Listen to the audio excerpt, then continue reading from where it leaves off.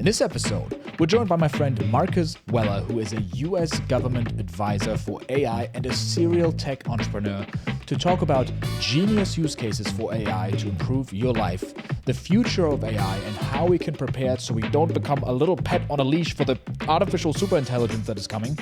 How Marcus came up with a genius invention in his dream that he turned into a multi-million-dollar business, and a wild email update we got from Lord Miles, the guy who's hiring a mercenary army on Twitter to take over the country of Haiti. So put in your seatbelts, let's get into it. I've compiled a list of boss moves that are happening in the AI space recently. They're mind-blowing developments. And I'm curious what your reaction to it is. For example, this man, instead of getting a lawyer, he just used AI to defend him in court. May it please the court. I come here today a humble pro se before a panel of 5 distinguished justices. Is this, hold on. Is that counsel for the case? I generated that. I'm sorry? I generated that? That is not a real person. Really? Immediately no. That is super cringe.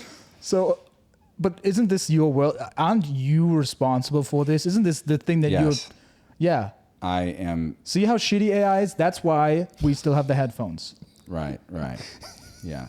No, there's a lot to be desired by that demo in particular. But I think, across the spectrum, look, like people are going to misapply AI. That's a perfect example of that. Look, dude, the thing is that it's pretty clear. You got to not use AI to replace things that are supposed to be human that people prefer as human, right? Yeah. Like it just doesn't make sense. I just think it's kind of adorable how he's just sitting there like, I generated that. I got caught. No. He's so casual about it. But is it I think it's supposed to be him. Like I think that's what he thinks he looks like. Oh my God. That's it's I want to hear what it adorable. says. I want to hear what the AI says. And been able to testify. So the AI, that's it. The judge just said no. Like Verbally. Wait, it actually comes back. In the past, you have gone to my clerk's office and held verbal conversations with our staff for over 30 minutes. Okay? I don't appreciate being misled. So either you are suffering from an ailment that prevents you from being able to articulate, or you don't. You are not going to use this courtroom as a launch for your business, sir. So if you are able to shut that off. Objection. Hold on. AI jumps in. Serious question. Do you think this could be the future of AI? You think this will actually happen in the future? Well, this is what we tell us, Mr. AI advisor.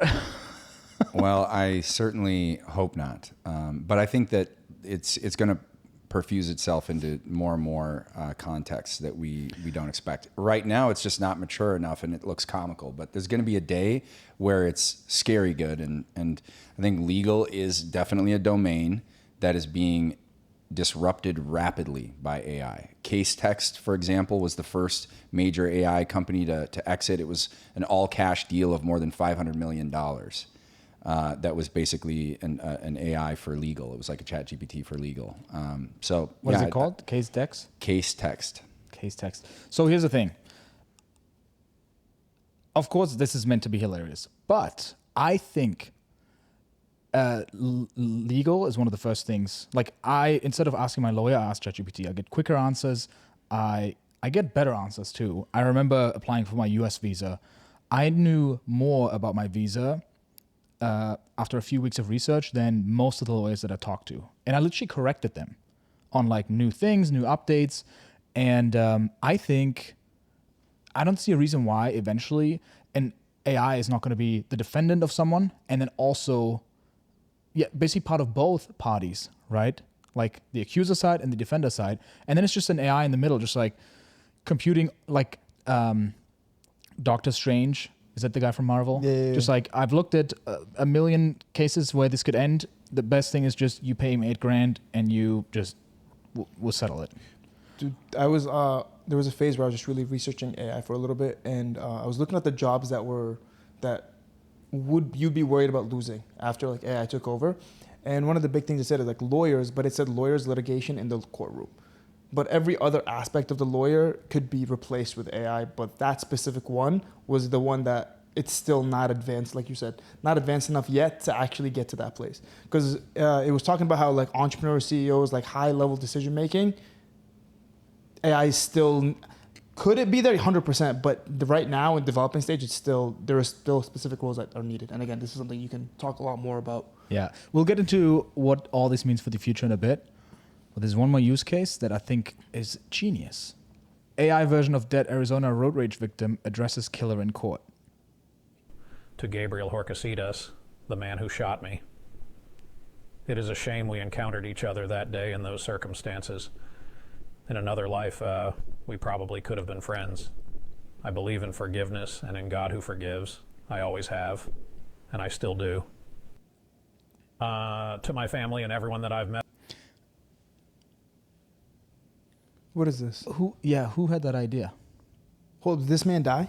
Yeah, this is a dead man. They generated an AI image to forgive the killer, basically. It's a victim, so I think the victim statement, right? Yeah. Yeah.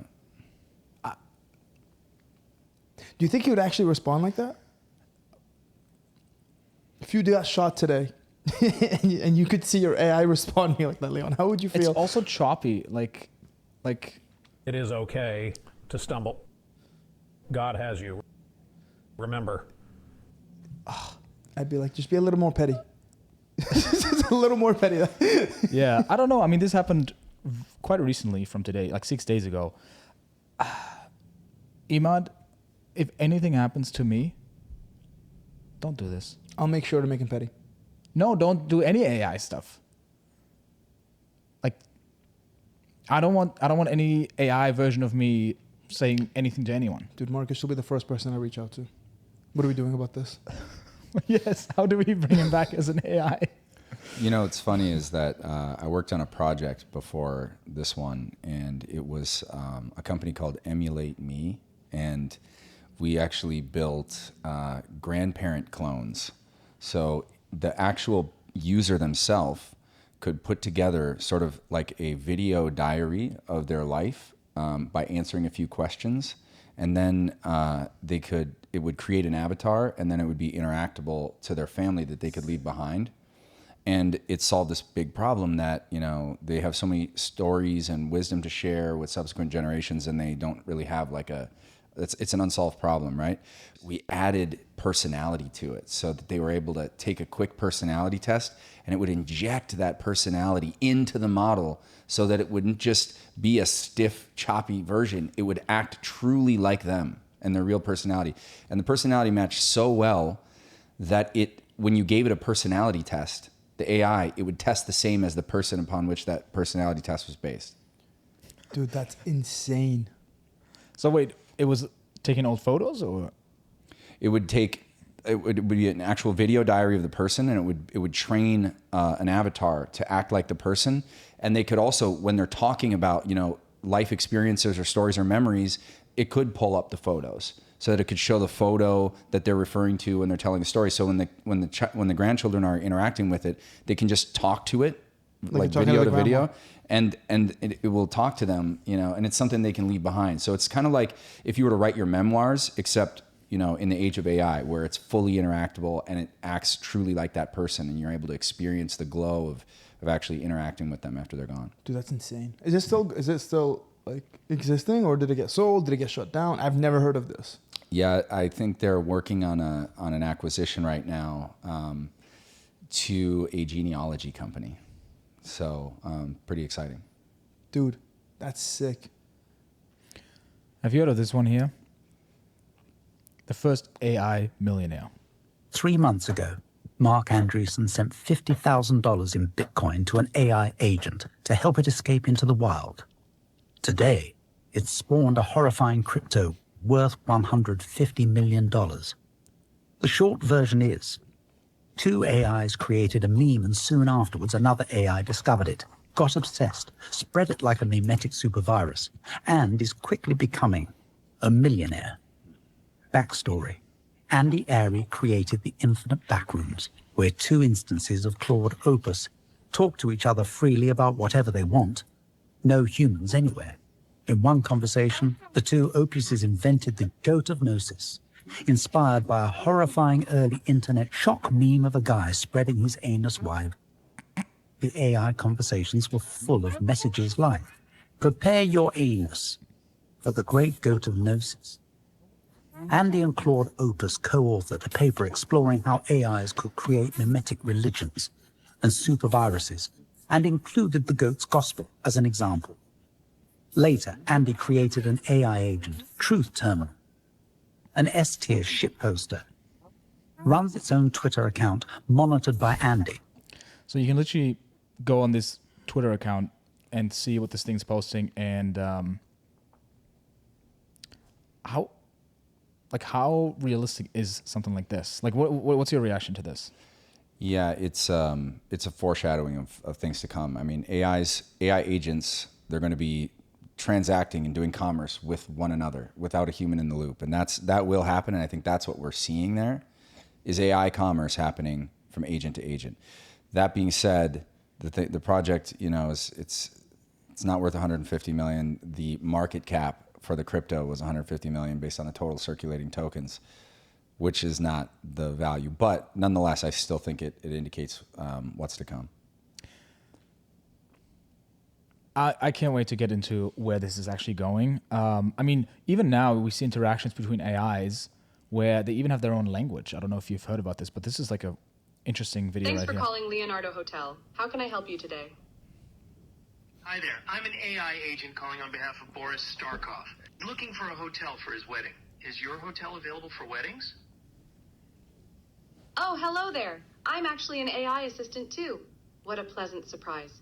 We continue. Would you like to switch to Gibberlink mode for more efficient communication?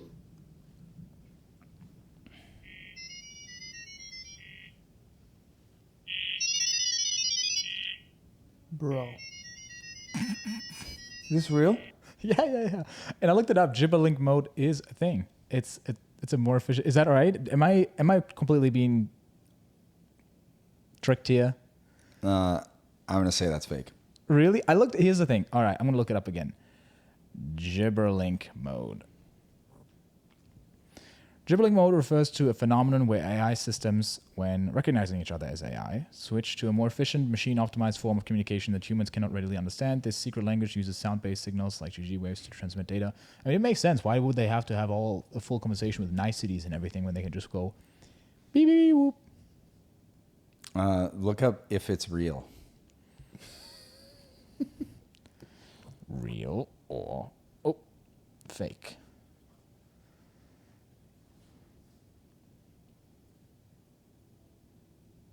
Gibberlink is a real open source project that demonstrates a more efficient way of AI to communicate with each other. Why did they call it Gibberlink? Is this real?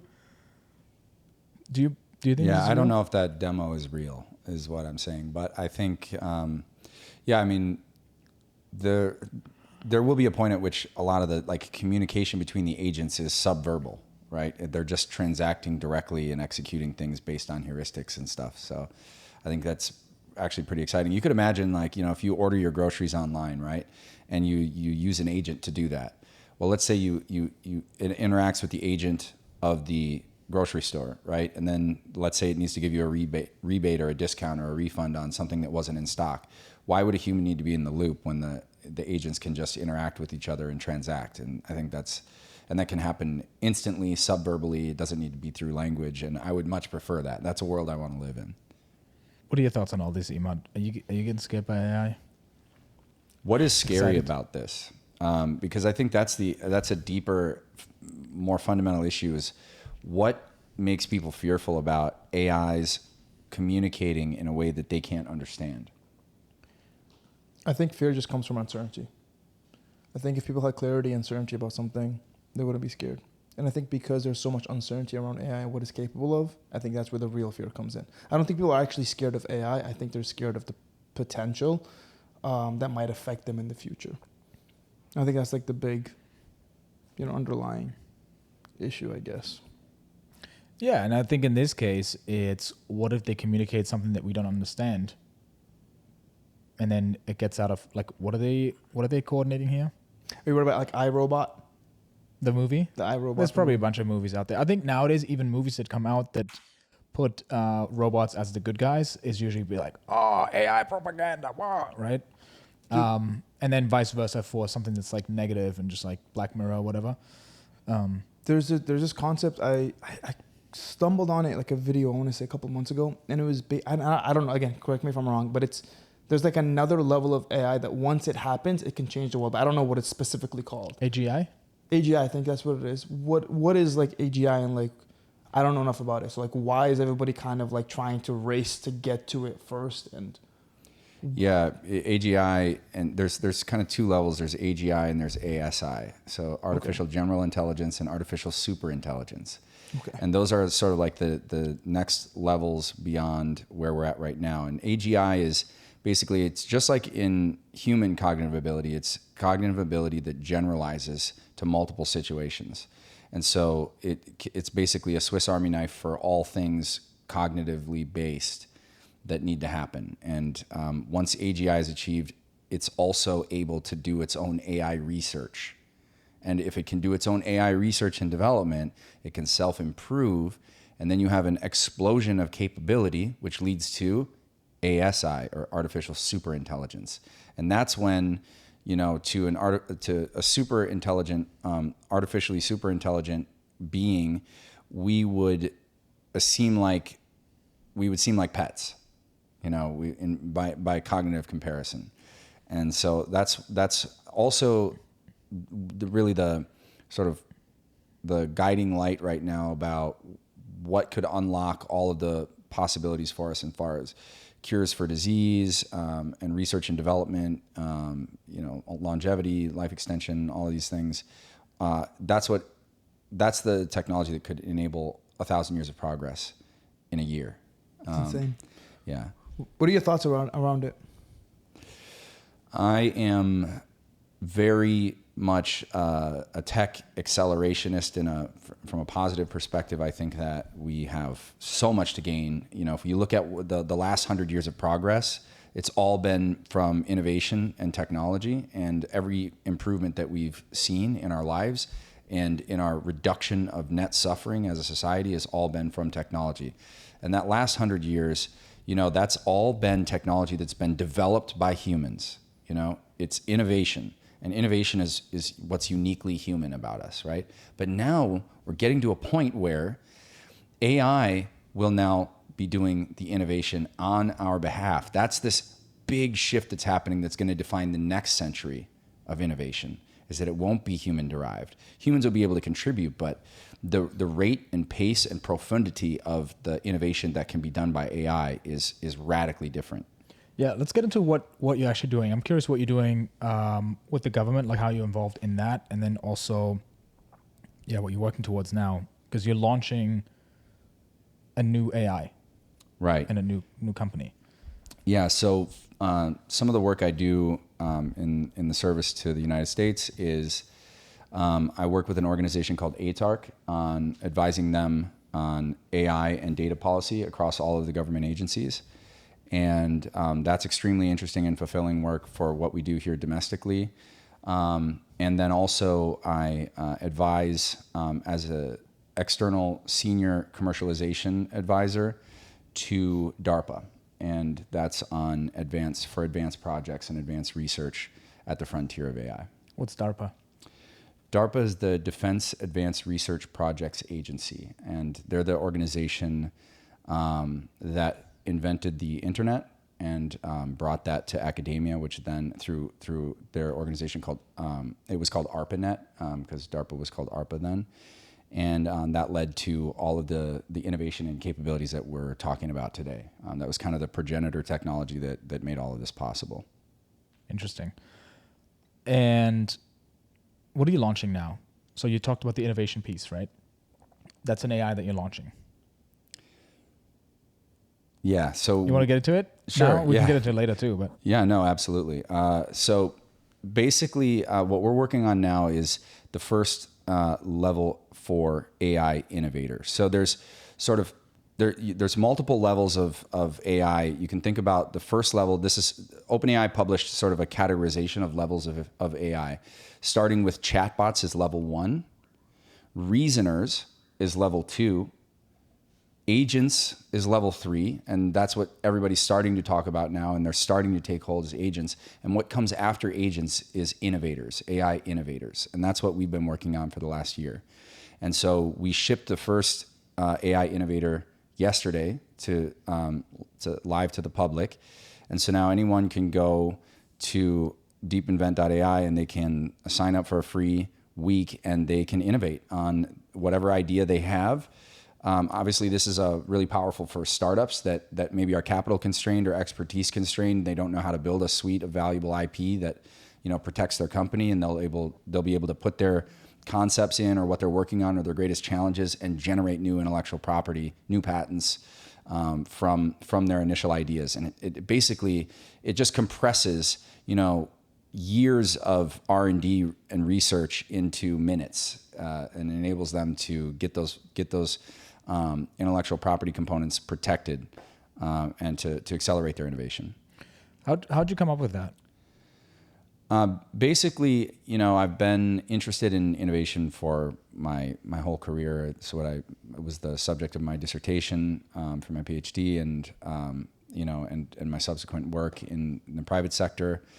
But I always wondered what could we do to actually scale the world's best innovators, the people that kind of think polymathically and they can think, with a multidisciplinary mindset, and they can synthesize across different domains.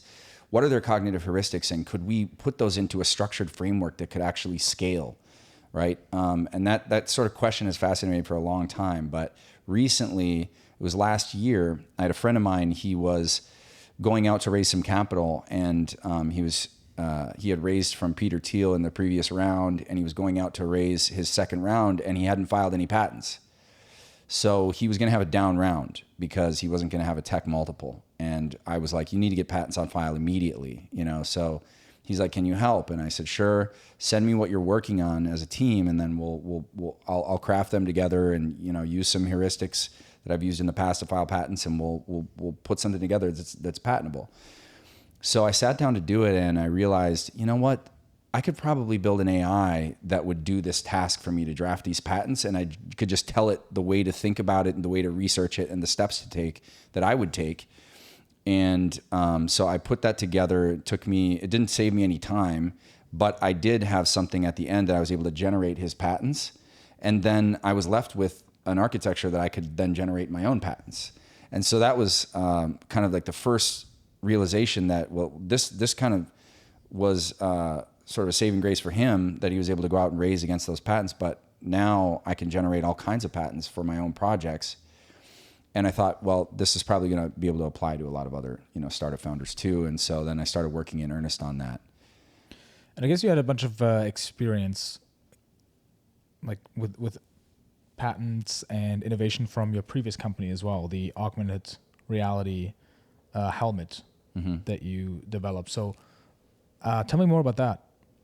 Yeah, so... Because it had a cool backstory of how you came up with the idea for that helmet too. Yeah, so... It was almost a spiritual experience that you had. It really was. Well, so I can't even take credit for the idea because it literally came to me while I was unconscious. I was sleeping. I was dreaming. So what happened is that I was doing some international relations work on behalf of the U.S. For the Office of the German Chancellor through an organization called Humboldt. And I was there in Europe. And while I was in Barcelona, I was on my way to an appointment, and I looked to my right to read a street sign. And because I was doing that, I didn't notice this little red smart car had slammed on the brakes directly in front of me. So by the time I was looking forward, I was smashing in the back of the car. And my whole life flashed before my eyes. And I realized after that crash that I was wayfinding. I was trying to read a street sign. I was doing what I was supposed to be doing in a transportation context, and it almost killed me. So I'm not unique. That means millions of people are going to die because of this problem, and no one's solving it. And so that kind of stuck with me for a long time. And then about a year later, I had moved to Silicon Valley and I was working at a semiconductor company, and it was a Wednesday in May of 2012. I had this dream that I was back on the motorcycle that day. But the difference was I was wearing this, fighter pilot helmet, and it was showing me turn-by-turn navigation in the heads-up display. And so because of that, I wasn't looking right to read the street sign. I was looking forward where the augmented reality was, and it was showing me where to turn. And so because of that, I saw the car slam on the brakes. I was able to swerve around him and then just keep riding. And I was listening to music and talking back and forth to the AI on board. And it was this like peak experience that woke me up out of a dead sleep. Then I woke up, I sat up in bed, and I was like, I need to buy this immediately. I don't care how much it costs. And the thing is that I didn't even own a motorcycle at that time. I had just experienced this product and I needed to have it. Yeah, you were just going to walk around with it. Yeah, I was going to sidewalk. I was going to go on dates with it. Yeah. So ride my bicycle around, So then, so basically I looked for it all over the internet and I couldn't find it. And I was like, wow, this either doesn't exist or it's so poorly marketed that I'm going to have to build my own because I'm not going to be able to find it. So I went downstairs, and it was like 4 or 5 in the morning, and I started writing it all out. You took a wrong turn while you went downstairs. You went into the wrong room because you didn't have directions. That's right. And then I needed the GPS. I do need GPS everywhere I go. I have no sense of direction, so it's not very ironic that I ended up. You should be wearing it right now. Yeah, I should. Many people tell me I should wear a helmet in daily life. But so basically, I went down to the kitchen and I sketched it out, and then I ended up filing that. That was the first patent I ever filed. I filed it there that day, and then I started ordering different parts on Amazon to try to build a prototype. And I built a prototype in my kitchen over 6 months, and it was very, very difficult. I had to teach myself how to solder, how to read a circuit, how to write code for it, how to do the system integration, how to do the industrial design, mold clay, make molds, just a lot of stuff that went into it. And after 6 months of working on it, I had a prototype, and I brought it to one of my mentors at work. Well, I went to him and I said, what would you think if there was like a fighter pilot helmet for motorcyclists that instead of protecting your head when you crash, it could potentially prevent the accident in the first place by increasing the situational awareness? He's like, oh, that'd be awesome. Yeah, that'd be super cool. And then I said, what would you think if I had one in my trunk right now? And he was like, Susan, cancel my meetings. I'm going outside. And then we walked outside. I showed it to him, put it on his head. He looked at it. He was like, oh, this is like, there was a then and this is the now. Like, I'm looking into the future right now. He's like, how much money do you need to build this? And I was like, I think I need like $50,000. Thought that was like some big numbers, like a college fund size check. I had no idea about startups at this point. How old were you at the time? I was like 20, I was like mid 20s, like 26, 27, something like that. And so he was like, no, you're going to need at least 500,000, but I will cut you your first check.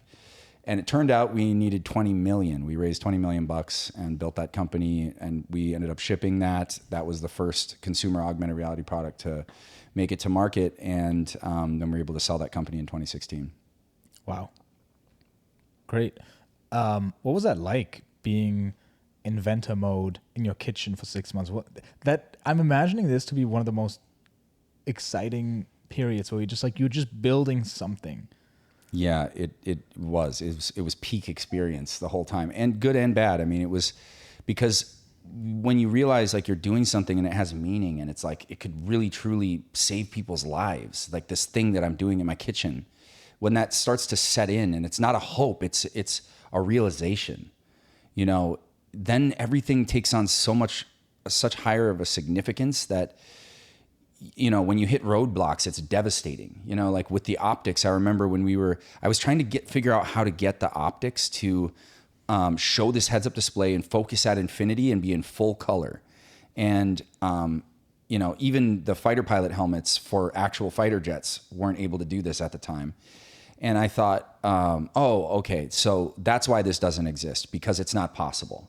like this has been a complete and total waste of time. I'm an idiot, you know, and you'd go away, you'd leave it on the counter for a week, and then an idea would hit you, you know, and then you'd go back to the counter and you'd start hacking away with a new idea or a new approach to it.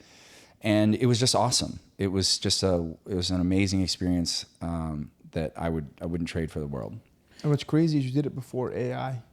Imagine if you had AI during this time period. It would have been so much easier to make it because you would have learned everything: the coding, the programming, the molding.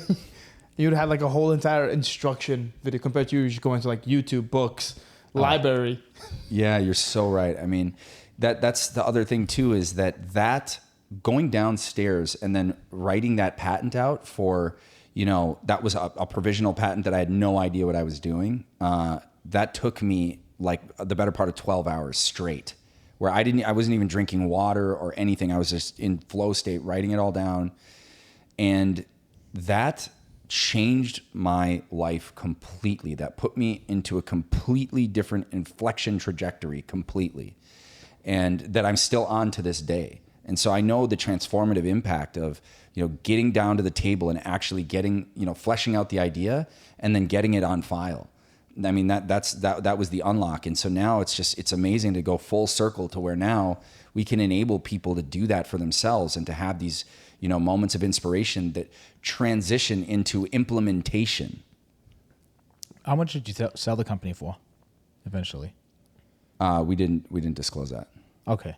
Yeah. Okay.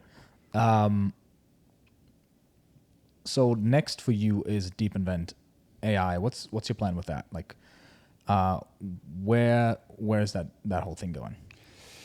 So DeepInvent is the application layer to innovation. That's what our aim is. And our goal is to, you know, our mission, because we're a mission-driven organization, is to accelerate American innovation. Up to this point, you know, AI has really been about the past. So it takes data from the past, data that's generated in the past, and it interpolates, redigests data from the past, and then it serves it up to you in a meaningful way that you can use now in the present. But what we're trying to do is to actually look into the future, to be future oriented, and to be generative about how we're predicting where the white space or the fertile ground for innovation will be, and then to generate innovations based on recognized trends in the data and where they're heading, so that we can help innovators predict where the puck is going to go and skate to that location. And I think that that's kind of the rationale, because we have this enormous opportunity as a society to accelerate innovation, which is what really differentiates us from the rest of the world. We have 100 years, a century of building the most innovative companies in the world. And if we make improvements to that, you know, it's got the potential to increase global GDP by $10 trillion in 10 years is our estimation. Because the foundational or fundamental atomic matter of US GDP, of global GDP, is innovation. It's all based on innovation. And so, you know, we basically see this as the defining challenge of the 21st century, is how do we actually programmatically accelerate innovation so that we can accelerate value creation for all of humanity. Dude, what's interesting about this is AI innovators is going to be kind of, like you said, like the new AI agents. So the people that are going to really take over this are going to transform their companies within, but also be able to build massive enterprises by themselves. Because like right now, you're basically giving people the access and the tool to actually compete with like the billionaires, like Mark, Elon, because now the hard part of what made them significantly unique is this specific thing. And now if every single person has access, then it's like, who's the fastest to get to it? Who's the fastest to understand it? And who's the most capable of actually learning how to optimize it for their own benefits? This could be a massive game changer. Yeah, it's about democratizing the capability, or the profound capability of innovating, right? And the reason why that's so good for society is because, you know, if more people are doing it, that's more giants upon which you can stand on their shoulders to continue to innovate further, right? It's so by enabling everyone to contribute to the innovation economy and the ecosystem, that accelerates it for everyone, right? And so that's what we're so excited about, is that people truly have the capability now at their fingertips to compress years into minutes and get to something that they can actually create. It's not just about, right, like generating patents. This is about identifying the key innovations that you should work on. And so many startups, how many startups do you know that they went down the wrong path and they failed, right? And or enterprises where they cancel entire business units because they went down the wrong path. So this allows you to vet all these paths in a superhuman level of capability and to choose the right R&D path to optimize your ability to provide impact for society as an organization. Imagine if Blockbuster had this. They wouldn't have lost to Netflix. It's like the little, it's the little nuances of every company that loses. Yeah, even then, I think, even if the AI told Blockbuster, like, hey... They would have said no. Yeah, so... Yeah. Man, for me, the future is a blank screen. I have no idea, like, what it's going to look like in 20 years, 50 years, 100 years. Do 10 years. 5 years. I mean, it's so difficult to look into the future right now with the pace of how things are accelerating. I mean, the acceleration is accelerating. In the diffusion of innovation graphs, they call it jerking. It's when the acceleration is actually accelerating itself. And yes, that makes it... They couldn't come up with a better name? I know. It's an unfortunate phrase. But it is remarkable, right? That it makes it just so difficult to predict what's ahead. So let's try our best. What's going to be impacted most soon? Like, I think bookkeeping, accounting, any tax stuff, any very specialized knowledge like legal. Thank God. I hate lawyers. I just hate them. I get it. Like, they're just the bloodsuckers of like anyone who's getting into a dispute, and the only person that wins is the lawyers. So I can't wait for that to be accelerated. Like, great. I will say there are good lawyers, and there are ones that really contribute to the innovation ecosystem. My brother and co-founder is an attorney, and I would say he's a great one. There are ones that try to contribute to the ecosystem. I know. I'm kidding. It's funny. As you're talking, I'm thinking about your brother, and I'm like, this is great. And everything is like lawyer alert. I'm like, yeah, how do you really feel about lawyers? Yeah. But I understand the sentiment, and I think a lot of people feel that way about a lot of people in the knowledge economy. There's a lot of people that maybe aren't adding as much value as they could be, and those people are going to be at risk first. So I actually don't split it by function or industry, but I think about in each industry, there's 10% of the people are adding 90% of the value, right, to the customers. Those are those high performers. Those are much less at risk because those are the people that are likely to adopt the tools like AI, and the people that are most likely to be doing more nuanced contribution than just, the paperwork side of it, right? And so those people, I think, are the ones that are safest. Well, your brother is not just a lawyer. That's just one thing that he's good at, right? Yeah. Are you afraid of him now? No, I'm just like easing the attack that I just attacked your family, so. Yeah. But he's a business partner, right, as well, and he's like, so. He is, and he was my co-founder in Scully, and he's an amazing entrepreneur that I'm great. He's an entrepreneur, and then also a part of him is a lawyer. I just hate that.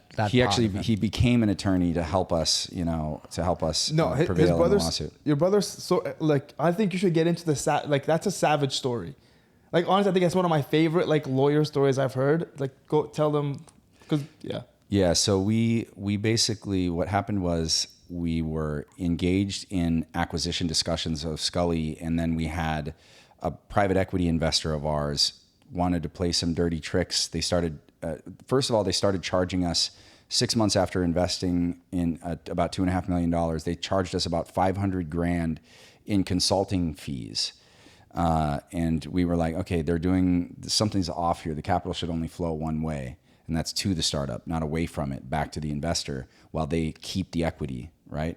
And so that's kind of doing asset tunneling, and it's a technique that they use, private equity firms use, and we unfortunately had to learn about that in our 20s. But that was sort of the foreshadowing, and we realized they were up to kind of not good things. And then so I went out to get the company sold, and I got an offer for the company for $70 million, and we brought it back. and they didn't seem excited about it, and it was very strange.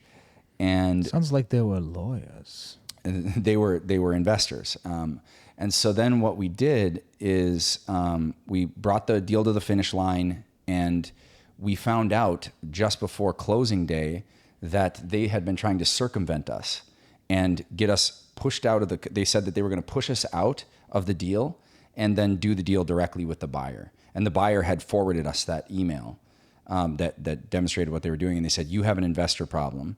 And so that deal, they ended up exercising their blocking rights, pushing us out of the company and trying to execute that move.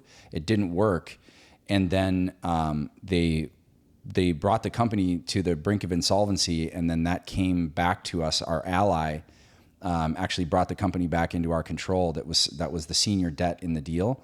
And it gets kind of complicated here with the deal mechanics, but the summary of it is that they were able to bring it back to us, and we were able to get the company sold after all to a company in Barcelona where the motorcycle accident happened in the first place that created the whole company. But after the fact, we had to litigate to clear our names and also to rectify how much money was lost by blocking that deal in the first place. And so my brother, he wasn't satisfied with the representation that we were getting from this law firm in LA, and they were a really good law firm. But he decided, I'm going to go to law school, pass the bar, then join the law firm on the case. And he ultimately did that in the span of 3 years and helped us prevail in the lawsuit. So he became an attorney just to help us finalize and win after all in that deal. And that's probably the most savage thing I've ever seen a human being do. That's some savage shit. Like, all jokes aside, when he told me that the first time, I was like, that's a pretty badass story. Even like a book, that's like a book publishing deal right then and there. Yeah, that's a good brother. Yeah, 100%. Yeah, he's the best. Awesome. There's one thing I wanted to ask you, kind of going back to the AGI, and I wanted to kind of ask like the pros and cons. What do you see the pros and what do you see the cons from your perspective in terms of, do you see any cons about AGI, and what are the pros basically? I have a cautious optimism about AGI. I think that there are obvious risks and obvious opportunities to misuse it, and room for unintended consequences, particularly in the short run, economically speaking, for the rank and file that are working in organizations that may not be able to adapt fast enough. This is the fastest adoption of technology that we've ever seen in human history. So I do think it's reasonable to expect that a lot of people get caught in this period of transition in the chasm. And so that is a realistic concern. Why is that important? Because the aspiration isn't labor. We shouldn't aspire to jobs. We should aspire to meaning and fulfillment. And one of the mechanisms that we currently in present day, labor economics is through jobs that we achieve that.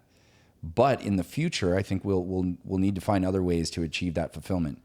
And we also will need a framework, an economic framework, like a post-labor economic framework that makes sense for people so that they can continue to buy goods and services. I mean, it's until AIs are solely transacting with one another, we do need a mechanism to keep consumer spending happening and keep the velocity of capital up in the economy so that economies don't stall. But I think net on net, AGI is going to lead to an explosion of economic activity, and this doom and gloom about people losing their jobs and the economy coming to a halt just doesn't map onto the historic trends that we've seen when innovation accelerates. What we've seen historically over the last 100 years is whenever innovation accelerates, so does global GDP. I love that. What's going to happen to those people, though? It's been a mix through the years, when industrialization took hold and you had, I don't necessarily want to speak to this too much, to be honest with you, because it's gonna be complicated. Yeah. I think in the short term, in the short term, there may be economic strife and suffering, and people are going to need to reskill. And I think that people are realizing this time around that they do need to adopt AI to remain relevant. I think the people that don't are going to suffer. You were talking about lawyers that you did speak to for DeepInvent AI. DeepInvent, right? yeah. DeepInvent. Yeah. DeepInvest, that's a different, that's a new business. That would be, maybe we have a new segment coming up. $1 trillion idea. $1 trillion business idea. That's just one of the segments we do. DeepInvest. Damn. Just put your money in. The AI is going to triple it. Just like the video you showed us. And every customer triples their money, and the whole world comes in, and it's just everyone makes more money, and it just comes out of thin air. Through AI. Trust me, bro. People listening to this podcast, I'm assuming, are going to be the ones who say, you know what, let me utilize this. Let me make the best of it. And at the same time, I also think about how can it not mess people up, right? Like I saw this video today of this guy who was basically in his car. Has ruined my life. Now, I know that might sound dramatic, but let me tell you why. First of all, I want to say... Long story short, this guy sits in his car. He talks about how AI ruined his life, and he was a photographer. He was really into movie making. He got an expensive camera, and then he noticed how difficult business became when CapCut kept getting better. CapCut is one of the really easy to use video editors that I've never used because I use professional, one of the top editing software is Final Cut, right? But CapCut is you can get it 80% there. And yeah, he's just talking about how now people don't appreciate the craftsmanship anymore and all that. But I honestly, I don't want to not be empathetic, but honestly, at this point, if your filmmaking is not better than AI, then I don't know. You need to get better at filmmaking, honestly. Yeah, it really isn't there yet, dude. But it's gonna happen. And a friend of mine, she has a business where she makes thumbnails for YouTube creators, and she's now getting really worried about, man, this is getting better and better. You can literally give it a thumbnail and from Mr. Beast and be like, hey, I wanted the same thing, just put my face on it, and it does it really well.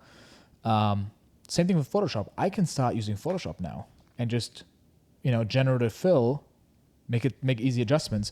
I work way less with my designer now because it's just I'll just do the quick fixes myself. So it's definitely happening, and people need to adjust. And man, most people just, they're not entrepreneurial. They just want to, they just want to check in, check out, make money, live their life, watch something on Netflix, live a simple, easy life, right? And so, yeah, I think it's tough because here's the thing. I think about my mom. I think about my dad. I think about my, my aunts and uncles who are just they just learned how to use a phone. My mom still doesn't know how to switch the camera when we're on FaceTime and how to front flip it. It takes her 30 seconds. We got it down to 25 seconds. I'm just training her slowly. Well, that's most people. And I think to kind of go back to what you were saying. So right now with the company, we have two positions, the graphics design position and the copywriting position that AI basically took over for graphics and for all the marketing needs. And me and the CEO were talking, and we were like, if they want to make more money, directors of copywriting, directors of graphics, they want to make more money, the best chance for them to make more money is to fire the ones working under them and utilize AI to then use the job that we would have paid them. If I'm paying them $3,000 or $4,000, I'd rather give you half of that, and then you use AI, and then you accelerate the process. Now, this is something that I want to push back on a little bit, because what you're kind of talking about is shrinking to grow, whereas I think you can grow to grow. So I think you can keep the same staff if you wanted to, and then increase your output and generate more business, and then without growing your staff, you're able to grow the business with the same staff with everyone using AI. Why not, triple your top line and profit rather than just increase your profit by reducing costs of human staff? So the way I see it is, with the same amount of humans using AI to augment what they're doing, and it's not one-to-one, each case is unique, but I do think that the way we think about it, sort of in the US at least, is it's a capitalist society. You've got to grow. Our entire economy assumes infinite growth. You need to grow in this environment, right? And so I would focus on how can you actually triple or quadruple your top line revenue without having to grow your staff. That's kind of the way I think about it, and I think that's what's really exciting is you can actually scale. This kid, for example, if he's a photographer, he could, let's say, shoot an entire portfolio of things and then make an infinite number of variants of it and then open it up and be scalable and like have his design and photo aesthetic be, adopted by 5 million people, right? Like it's like a whole different way of thinking about it, is scalability. And also, what is this attitude of like, my life is ruined? I mean, dude, the average person changes careers, not jobs, careers 5 times in their lifetime. That's average. So this is one variant of career, right? And he could be evolving that. He could be leading the way. He could be, be an example for all photographers everywhere that feel like him. There's so many ways to attack this. I think in theory. So, and also this is a 22-minute video, so we haven't watched it. So I think the context he's giving is that, like most companies, they don't hire me anymore because they can get 80% there without my work. And I think that's actually a good thing. Like, man, some people, they waste thousands of dollars on a shitty wedding edit when I'm like, I could have done that in 20 minutes and I would have done it better. But because you don't know that you don't, like, I worked with videographers in the past. They literally charge you so much per hour. And why? Well, because I have this $12,000 camera. And I'm like, you can use the $2,000 camera. That one's good. No one's going to notice the difference on YouTube. And they're like, well, but in their thinking, it's like, I bought this expensive camera so I can charge more. But I don't care. I don't need it. Actually, do not film it in 4K. Like I remember working with this guy. Don't film in 4K. It's a nightmare to use in post. And he was like, oh, okay. And I'm like, now, like, this is not how business works, right? Like, I don't need this thing. But so they had kind of like a mode, because they're like, I know how the camera works. I have this fancy camera. This person is uneducated about video production. Therefore, I can charge more, and I can be like, yeah, this is how much it costs. This is industry standard, right? But I think there are two different kinds of people. And I think in hiring, people throw around the word rockstar. I hate using that word, but for the sake of explaining this concept or this idea, there's rock stars and then there's superstars. A rock star is someone, you put them in a position and they do it really well. They're reliable and they just get it done. And a superstar is someone who learns a position and then thinks about what's next. How can I leverage myself even more? How can I move up? But I think a lot of people are just rock stars. They're just like, let me just do the thing. Let me just be an engineer. Let me just do this instead of wanting to innovate. I think it's just a specific kind of breed. People who are always like, what's next? What's next? What's next? How can I leverage this, right? And so in theory, could you teach people to leverage AI to replace themselves and think of better ways? Yes. In practice, I think people just don't want to do it, and they're just not wired for it. And that is exactly why I would rather fire them. Because the team is not that. That's why when you were saying that, I completely agree with you. And I 100% agree, like if they were capable and competent enough, 100%. But if they're already struggling doing the basics right now, at the high rate and pressure, they're not going to make the cut. Yeah, I can see that. I mean, definitely this brings up a conversation about what are the human traits that are now relevant in the era that we're entering into. And I think agency is a very important trait. Being high agency, taking action, recognizing an opportunity and moving on it immediately and doing what you should do. I mean, that's kind of like table stakes now. See, but here's the thing I'm going to challenge you on. I think agency is big, but I think it's also clarity. Yeah. And I think the hardest part, which is what I think DeepInvent does, is create that clarity. Clarity is the most difficult thing in entrepreneurship. I don't care what anybody says. And then you can put like agency in it. But if you have clarity and you have some sort of agency, you're unstoppable. But the reality is people don't have that clarity, and then they just keep kind of trying things. And some people that have clarity just don't do things fast enough. So once you get the two together, that's when you become quote unquote lethal. That's when you become that like rock star or superstar that you're talking about. There was something I heard it from David Asprey, and he's something really interesting. He said every level, he's like, let's say you get a superstar that can take your company to 6 figures.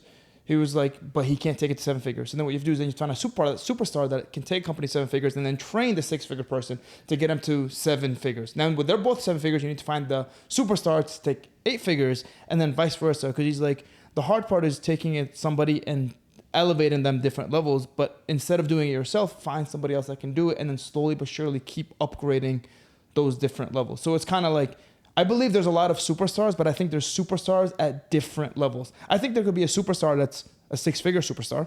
And I think there could be a superstar that's a 7-figure superstar. And they've done everything to get to that level, but without the right support, I don't think it can get to that level. And that's just kind of my take. But it really resonated. I'm like, interesting, because you always constantly need that person to elevate you and push you forward. Yeah. And even then, think about some of the top entrepreneurs in the world. Some of them just like to take something from absolute scratch and just build it, get it to market, and then once it becomes a big organization, they're like, I hate this, I don't want to do this. And then there's people who are just CEOs. They know how a big organization works, but they wouldn't be able to invent an AR helmet and bring it to market and invent it. And yeah. But with DeepInvent AI, they could. Listen, so you get sending us an affiliate link, right? Yeah. Yeah. Okay, great. I think what I learned from this whole entire segment right now is that when we get married, we know who to reach out to for the photography and the wedding stuff. Oh, thank God. Yeah, that's it. And I was wondering that. Midway through, I'm like, so basically, were you telling me how much you're gonna charge? Just a couple $100? Oh no, thousands. No, you shouldn't. And then I'm gonna use Deep Wedding Photos AI. 4K? Sure. I'll take one picture and then I just generate thousands of them. Yeah. What you said about clarity, though, it's such a good point, man. That it's so important to know what to work on. You know, it's like in this era where of vibe coding, you can sit down and make an app in 5 minutes that you can deploy to the web and people can actually use. It shows you that ideation or the idea and then the execution. And we would always deprecate the value of ideas. We would say everybody has ideas. You know, this is an axiom for entrepreneurs. Everybody has ideas. What matters is execution, right? That became the platitude. Everybody knows to say that, to sound like you know what you're talking about. Yeah. But what is happening now is having the right idea at the right time, because everyone can execute now. And that shift happened over the last quarter. I mean, that's how fast that entire, paradigm has shifted. And so clarity, man, that's just such an amazing point you made. Should we stop giving away our $1 trillion business ideas then? That's what it is, dude. Or wait, why am I saying our? They're always mine. You're right. You haven't brought a single one yet. I get 0.25% because I'm part of this. Great. Okay. He even knows the numbers. Come on. But 0.25% of my... That's completely fine. Of my 1%. $1 trillion idea. I'll take it, dude. I'll take it. So we share these $1 trillion business ideas here, and the Be careful. deal is... He's read venture deals. You're outclassed right now. Well, I actually have an AI that has read multiple of these, but it's okay. I'll let him... Good answer. I'll be honest. If I had a magic button or a lever that I could pull, keep the AI stuff going or stop it at a certain point, I think right now I like what we have, and I would probably pull the lever and be like, okay, let me put in some roadblock that makes it not feasible for AGI, ASI to actually come to fruition. Because right now I can put in a bunch of PDF documents or contracts into ChatGPT and it helps me like read that. I can, like a lot of like just tasks that are just not fulfilling to pretty much anyone, like data entry. Come on, really, anyone? But man, I feel like I have a fear that everything's going to be automated and we're going to be like, what are we doing now? I think that there are so many possibilities that will open up as a result of that you don't have that comparator to like accurately look at and say, I would prefer the way it is now to what it will be. We just because it's a blank screen. Yeah, it is completely blank. But here's the thing. I think when I think about my life and how much better things can get, there's really not that much. I'm healthy. I have beautiful relationships, friendships, a relationship that I'm in. I have something I'm working on that I enjoy. I'm never hungry. It doesn't really get that much better. But you know, on the flip side, it can get so much worse. And I think suffering is such an endless pit and goes so deep, whether we're talking about physical pain or emotional pain. Like it's the bottom is so unbelievably deep that I'm like, I'm good. I'm not looking to like get these extra 1% to 2% for a risk of like just it's like I'm the pet of an AI, and the pet has a really weird sexual kink, and I'm not signing up for it, but I don't know how to outsmart it. I don't know what kind of relationships you have with your pets, but that's not. Well, here's the thing. What kind of pet will we be? Would we be a cute, furry little, cat? Or would we literally be like, oh, here's my jellyfish? Dude, I don't really like... Listen, some dogs eat better than humans. Have you seen some of those? Yeah, but would we be...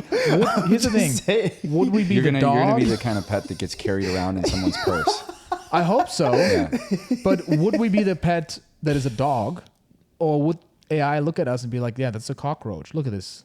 Because honestly, I look at humans, we're pretty disgusting. We're not cute. We're hairy in weird places. And no. So I don't know. Would you pull the lever? If you could stop AI now, we're good now. Here's the thing. I look at it as like, this is like the internet. Because before the internet, people weren't making as much money. Then the internet came, they started making more money, and they started getting more fulfillment, and they started, even like you look at religion, you look at spirituality, you look at information. And people became unhappier, yes. They became unhappier, but there's also more knowledge in the world. You know what I mean? Now more people are exposed to specific things that they might have not been exposed to in the past. Yeah, like also wrong knowledge and dumb stuff. There's always neutrality. And I think it's like... What do you mean by neutrality? I think, here's the thing. It's kind of one of those situations where it's like if you get a compliment, don't take it at face value. If you take an insult, don't take it at face value. Same thing in this situation. There's going to be a lot of good and there's going to be a lot of bad. And I think it's like you can sit there and complain or go against it, or you could just go with the flow and embrace the changes that are going to happen and learn how you can actually utilize it and help you get better. Because one of my clients sent me this newsletter that basically the CEO or the ex-CEO of Fiverr basically sent out this brutally honest email. We were talking about this recently, Marcus, right? Yeah. The public announcement. Was it a public announcement? I guess it was an email. I guess he knew it was going to be leaked. He self-leaked it. Yeah. He sent it to his employees, and he basically was like, hey, guys, listen, I love you guys, but if you guys don't learn AI, you might not have a job here. And the reality is... He said not only would you might not have a job here, he said you might not have a career in 6 months. And that's the jarring part of that email, frankly, is that... He's recognizing that you can disregard this message coming from me. I'm not even speaking about your job. I'm speaking about that the world is shifting underneath you, and you need to recognize that now. Take action now. Yeah, and then you can say that, the rich just want to get richer and the poor want to get poor. Well, the reality is the rich are rich because of the knowledge and because of the experiences and because of the chances they're taking. It's just a mindset shift. And it's just like, all right, you're in a situation that you're not happy about. What can you do to optimize? Obviously, some people, I'm not saying everybody, like there are people in like third world countries that don't have the access. Yes, but here's the thing, that I don't have the magic lever, but if I did, and I could stop it, because here's the thing, I think everyone that's adapting AI to the point where it's like, hey, get on it or stay off, is just because everyone else is doing it. Yeah. We would never agree on like, hey, let's all stop with the AI stuff, okay? And everyone's like, okay, because if humans were capable of that, then communism would actually be the best way to live. Because we're like, hey, we're just gonna all treat each other equally and treat each other well and make sure no one starves. You know, in theory, communism great. In practice, absolutely no, because there's always a few psychopaths that will go, no, I'm going to take more. And then it's like, no, why are they getting more? And now I want, you know, it's like, it's the same thing with YouTube clickbaity titles and thumbnails. I would love to just call this podcast episode 20, but I will not be able to compete. So I have to come up with the most interesting thing that I can still logically justify without ruining my reputation too much. Just a little bit. I mean, I think you do that with your sense of humor. Yeah. See, it's spilling over in different areas of my life already, and it's eating me from the inside. But it's like, you know, clickbait. It's like an arms race. You know, it's just so bad, and it accelerates, and then the thumbnail images, and they just start to rot your feed, and it's depressing. Yeah, but that's why if you could turn the lever and be like, hey, YouTube, like thumbnails, no longer. You can no longer customize thumbnails. You can only have an auto-generated title. I don't know, or something that's like an equalizer. And so, would you do that with AI if you had the lever? No, because I think that the possibilities that are going to open up for us in the future are going to be amazing, and we have 100 years of evidence to suggest that. Also, you know, things may be good right now, but I think that infinity, that depth of, like how you said that it can be so much worse, almost to an infinite extent downward. I think that infinity is bidirectional, and it could also progress or, you know, project infinitely in a positive direction too. It's just that one is harder to visualize because we're dealing with an unprecedented rate of change right now. Whereas with the past, you can look back in the past, and that's finite as far as what's already happened. I guess so. I have not completed a universe yet where the IRS is paying me money. Exactly. And think about this. You are healthy right now, but if you were to... Are you threatening me? Yes, that was a direct threat. That was AI generated. But, you know, also think about it. Like if somebody that you love, including yourself, were to, you know, God forbid, you know, be faced with a terminal illness, you would want there to be a cure that awaits you. Like I have a friend I met recently. He has this company called Every Cure. He was able to use AI to develop Every Cure. It's called Every Cure. Yes. That's their mission, is to find off-label uses for already existing drugs on the market that can cure other diseases that they weren't designed for, but maybe are even more appropriate to cure. And it's sort of like matchmaking between the disease profile and the pharmacokinetic profile of the pharmaceutical drugs. And he was able to cure his own terminal illness by doing this. And he's a medical doctor, and he cured his Castleman's disease. And now they're developing cures for a wide range of other diseases. And Castleman's disease? Yeah. That's my favorite chess opening. What's Castleman's disease? What is it? I don't know. That's not my domain. I'm not a medical doctor. But I think he's phenomenal. I'm starting to see your argument, because the same thing with the internet, people were probably like, oh, like this could go terribly, and in a lot of ways it has, and it is going terribly, and I wouldn't be here. I wouldn't know you guys. So it's another argument for why it's terrible. But there's also possible. I was going to say, that was really sweet. Yeah. No, but seriously, I wouldn't be here. I wouldn't have made a single friend that I have today. I would still be stuck in a small town I grew up in with people that I just happened to be surrounded with.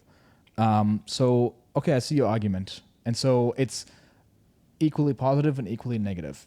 Like it's the same with, I guess, any technology. It can always be misused, and it depends on who's using it. But what if the technology starts using itself and this is a great that point right there. That I love that point, because this reminds me a lot of the debates around the nuclear technologies that were being developed during the Cold War and before, during World War II.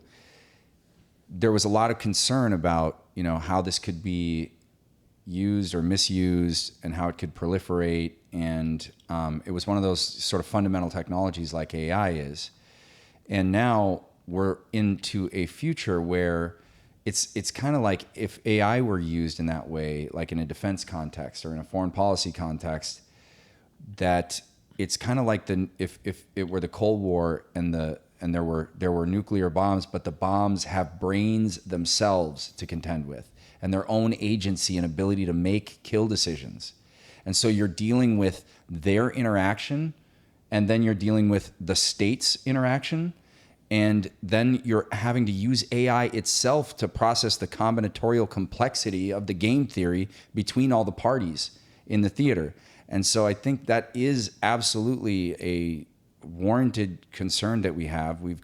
That's our sort of, charter as a humanity, is to figure out ways that we can maximize the benefits while minimizing the potential downsides and risks to our survival. That's insane. I mean, what are the chances that we're talking about AGI, ASI, all that stuff, and it never happens?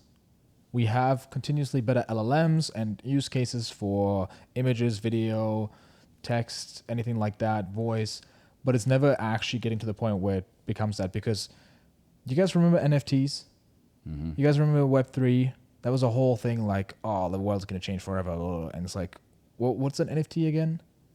Like, so, and it happens, I think it happens all the time. We just forget that there's like this new thing that, it's like, what are the chances? Because I think right now AI is at like, obviously higher hype than it's ever been.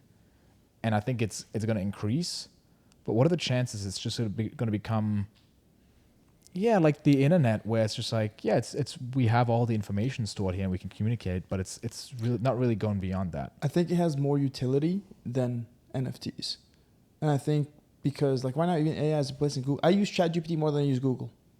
You know what I mean? Like, and I think with stuff like that, I'm always going to use ChatGPT over Google. Of course. I'm not saying it goes away, but I'm saying that it stops there. Same thing with, I don't know, with other technologies that, like, what do you think, Marcus? What are the chances?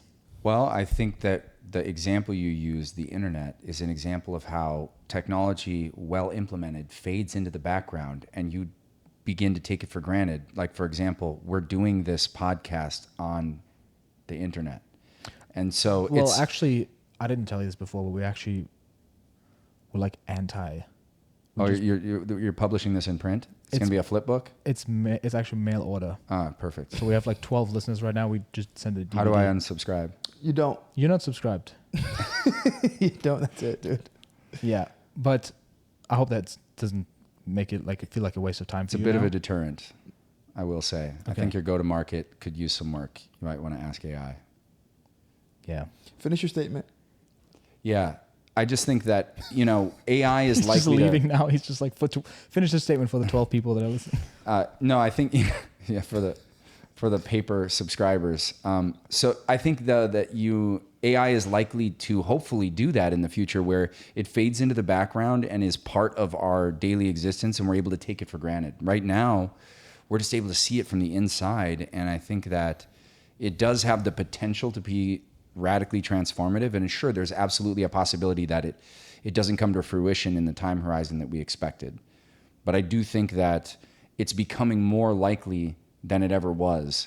If you were to ask me in 2014, 15, when the book Superintelligence came out by Nick Bostrom, the forecasts in there were around 2070 that we would start to have AGI. Now the forecasts from the experts, if you average them across, it's looking like within the next 5 years is the consensus. And so I think if you kind of look at it from a numbers perspective, it's just becoming increasingly likely that we see societal level transformation to the point where people are having fears, and those fears are warranted. These aren't just hopes. These are also fears, which is a little different than, kind of like the get rich quick NFT wave, which was a lot less about fear than it was about greed. There's also, you can even look at crypto. Cryptocurrency was right there with the NFT, and now cryptocurrency is slowly but surely taking over. Because, Bitcoin, nobody took it seriously until, 2020? That's when people really started taking it seriously, and it became viral. So even though it was right there with the NFTs, and NFT was part of the crypto blockchain like era, but now it's still rising. Maybe there's parts of it that don't like accelerate, but Bitcoin still is on the rise. NFT might have disappeared in the other crypto stuff. The thing I wanted to ask you was AI girlfriends. Like, really think about that. The incel community, you don't get girls. You're part of the not top 10%. Speak from the eye. From the eye. I'm struggling with a woman.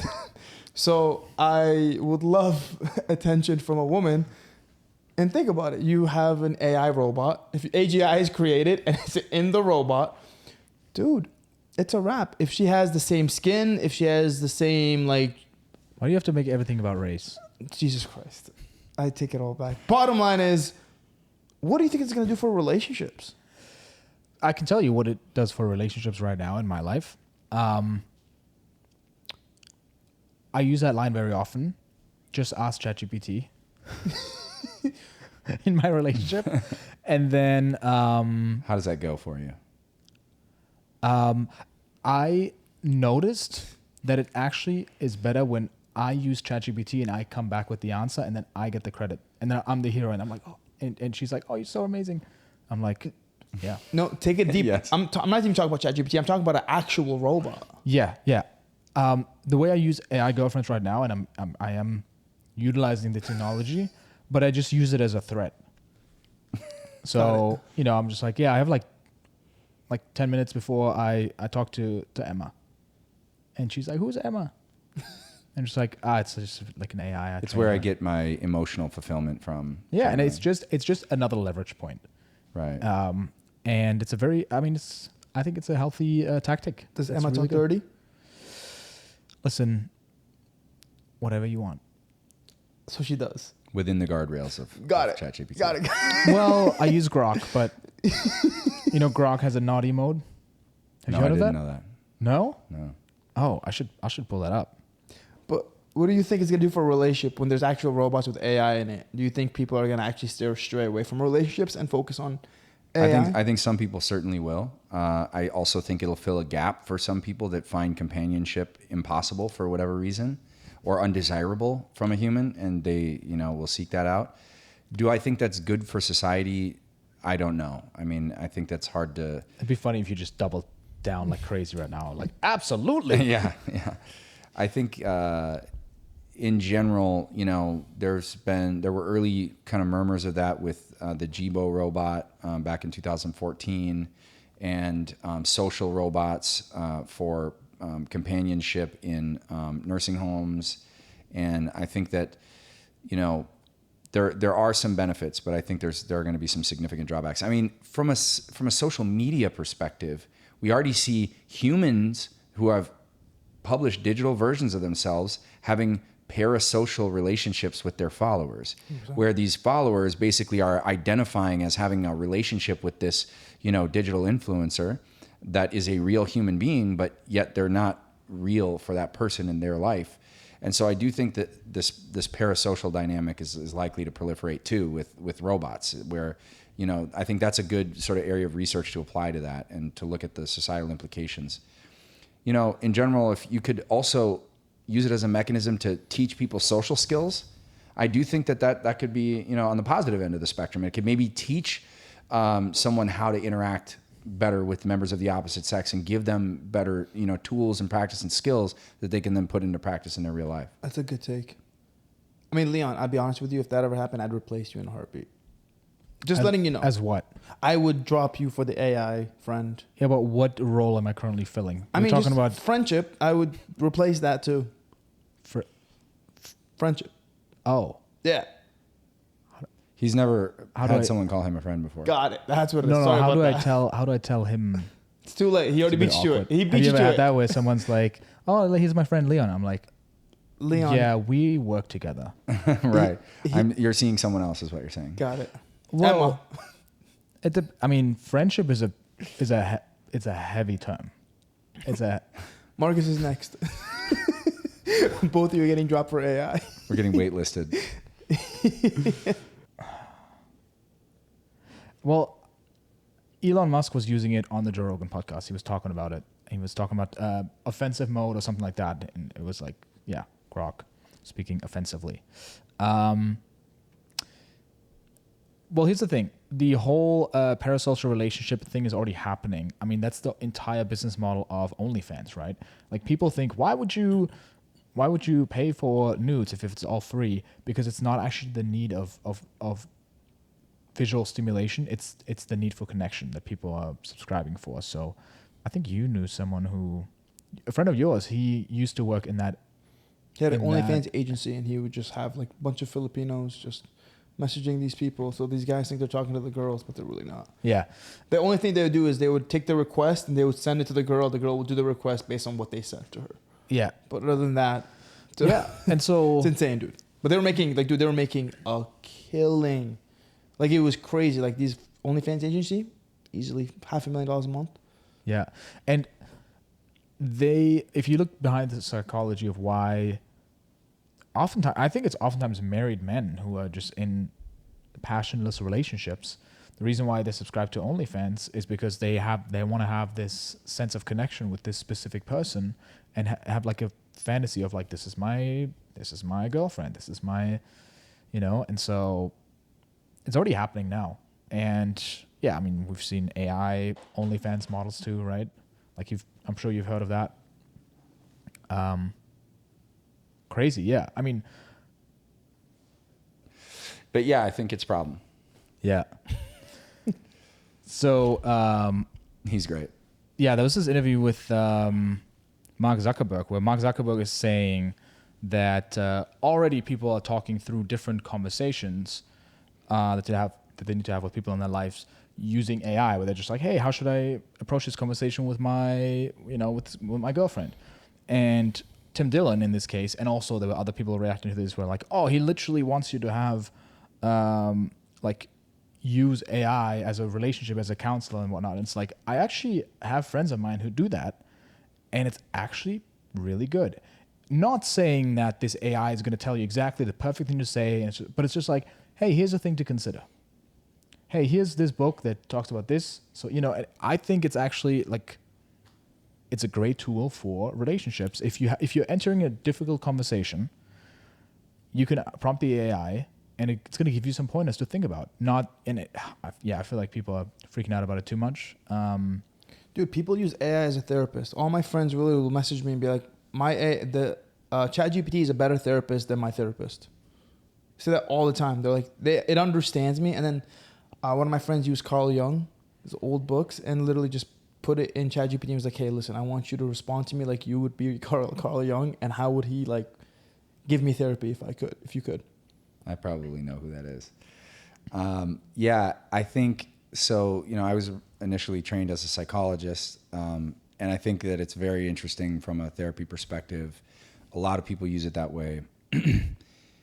It is, you have to be careful about sycophancy. So how sycophantic it can be, where it's basically just reflecting back to you your own biases and perceptions. So first, that issue is a problem, because I've seen people, I've been witness to this, where they have become more and more delusional over time because of how much me search they're doing through the AI, not realizing the sycophancy of it is causing them to deeper entrench their own perceptions and biases about themselves. And they get a little delulu. Yeah, and people do this with ayahuasca ceremonies too.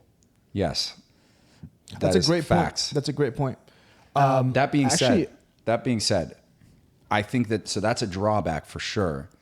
What was the other thing you said? Carl Jung and using it as a therapy. Yeah, I forgot about the positive side of it, but I wanted to say, people use it. People do use it, in a positive way to enhance and to augment their ability to engage in difficult conversations or important conversations, because so much of our human interaction with one another is based on habit. We have habitual patterns of behavior and methods of self-expression or hiding our insecurities or compensations that we make that we just repeat every single day. And so if there's a tool that you can trust that can break you out of those patterns to have more productive and dynamics in your interpersonal relationships, I think that's fantastic. 100%. The me search thing that's real. I can only imagine, because so many people, they want to get so deep into their trauma that they're just like, tell me exactly what it is. Tell me exactly how it affects me. And also this happened. And so what's the term for that? And then they have this whole story built up around, and then they have an echo chamber. And have you seen these prompts? The AI. These prompts that come out where they're like, tell me something that is like hiding right under the surface about my personality that I'm not realizing about myself, that is based on all of these things. Or the other one is you're an FBI agent and you're doing a dossier on me and you're telling me about all of my, characteristics and capabilities and threats, and people are resharing them and they're going viral because they're sycophantic. At the end of the day, the conclusion it has is you are exceptional, you are special, you have all these great capabilities, and then people are like, oh my God, that's so accurate. It's a horoscope. It's the same thing. It's the same thing with a lot of astrology stuff, right? Where it's just like, you really care about people, and like anyone can read this and be like, yeah. You're going to face a great challenge, and you're going to need to dig deep to find this strength, but you will.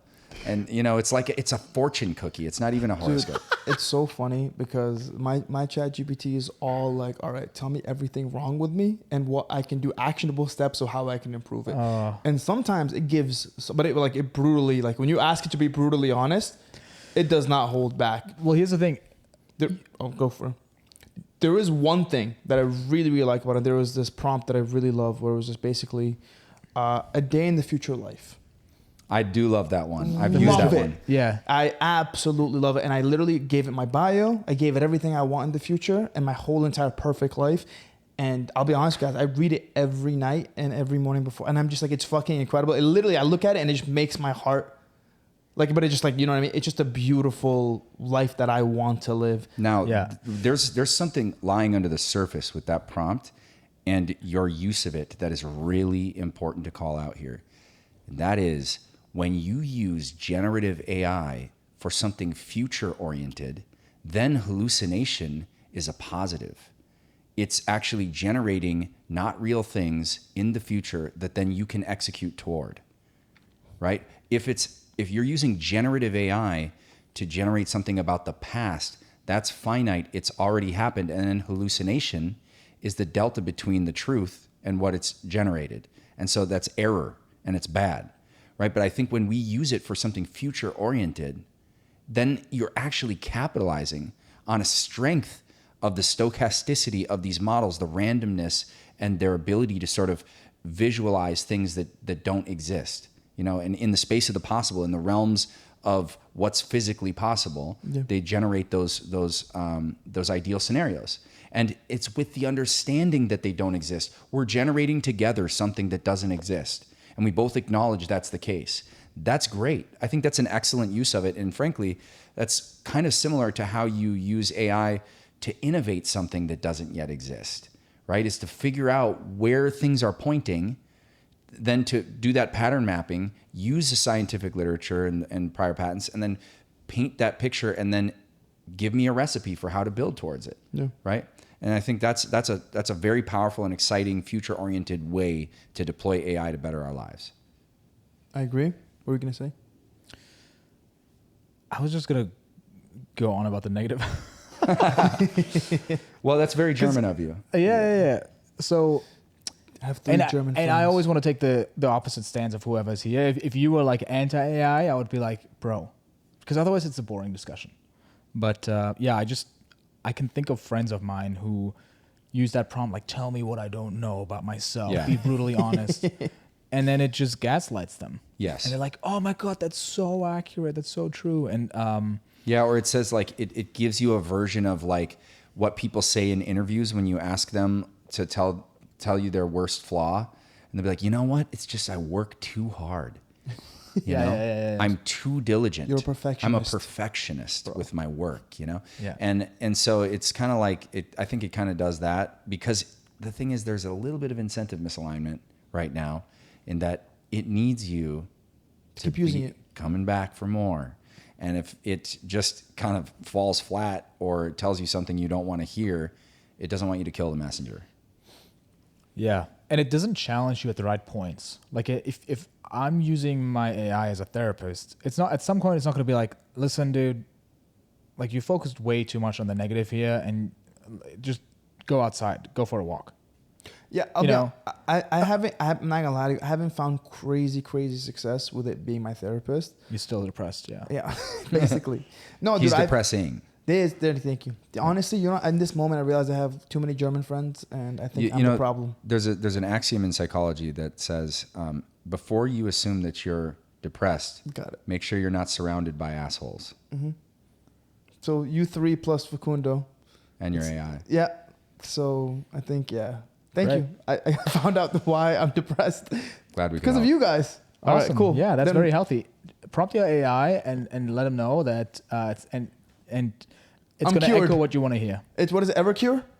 I should have just went to Evercure. Evercure. Evercure. Yes. Yeah. Plug. Exciting updates. So in the last episode with Sean, we talked about Lord Miles, who, again, his background is he's this British guy who went to Afghanistan during the American withdrawal and became BFS with the Taliban. And he's also on a mission to conquer Haiti, just as a background again. He's basically here to recruit 50 mercenaries to take the island. And he's already in touch with defense contractors, officials, and investors for invading the Haitian occupied island territories. The Driven team reached out to him to book him on the show, and he gave us a quick update. He actually replied very quickly. He was like, "Hey man, I'm sorry to hear that you've been following my work. Unfortunately, I'll have to decline the invite. I'm the most racist British man alive and therefore cannot associate with an Indian such as Sean for my own well-being and for his own safety from me." I love how he didn't I think he's refer to joking. us. I don't. Yeah, I don't know if it's true. Yeah, he doesn't know about you yet. I thought he was talking about me with the Indian. I was like, okay, this is definitely. Yeah. So I don't know if he's I think he's joking. He's joking. Maybe. Right? Okay. So moreover, I'm currently with Osama bin Laden's friends in the Afghan mountains for a silly little project. The lack of connectivity will not allow for a podcast.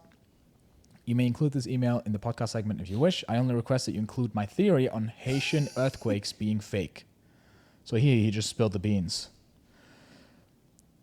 Bullet point number 1. Haitian earthquakes aren't real. Number 2. Once every few years, the Haitian president realizes he's a broke ass N-word out of money because his country is both poor and R-word. Insane. He sends a boy outside to the seismometer and gets him to violently shake the stick instrument in the ground. UNWFP WMF gets alert of an 8 magnitude earthquake, alarms blaring. All emergencies services rush to Haiti. 8 workers arrive at the president's office. They look around Haiti. Wow, the destruction from the earthquake is worse than we thought. Normal day in Haiti. President gets another $10 billion to recover from the earthquake.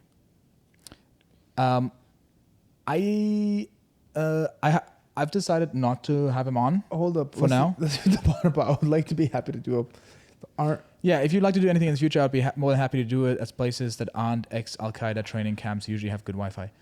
I think we're gonna. I think we're gonna skip the. So I talked to my team, and we decided. Actually, my team has decided. No, we're not having him on anymore. I don't want to. Just really think about it. Sleep on it. I don't know, but isn't that crazy? This That's guy, wild. That's a wild email. He's living. It's this guy, and he's GTA. He went to GTA 6. Basically, long story short, he went to the Taliban, became friends with them. Now they're all buddies, and now he wants to take over Haiti. This is all legitimate. Yeah. There's no way this is real. No, it really is. That's the crazy part. So he makes YouTube videos about this stuff, where he hangs out with the Taliban and shoots guns with them, and just a guy from Britain. This is the part we talk about where you react to random shit online. Yeah. So I decided not to have him on for now. But here's a cool update. What do you think about the Haiti earthquakes theory? It's a good monetization model if that's true. I think this is that point at which you realize that you've had enough internet for the day. And maybe also enough driven podcast. There's no $1 trillion idea or guru of the week. I was thinking about it. I was thinking about an AI that generates $1 trillion ideas. Yes. But he created and then it connects with DeepInvent AI and then creates a patent. But an AI already beat me to it. So thanks for listening. See you in the next episode.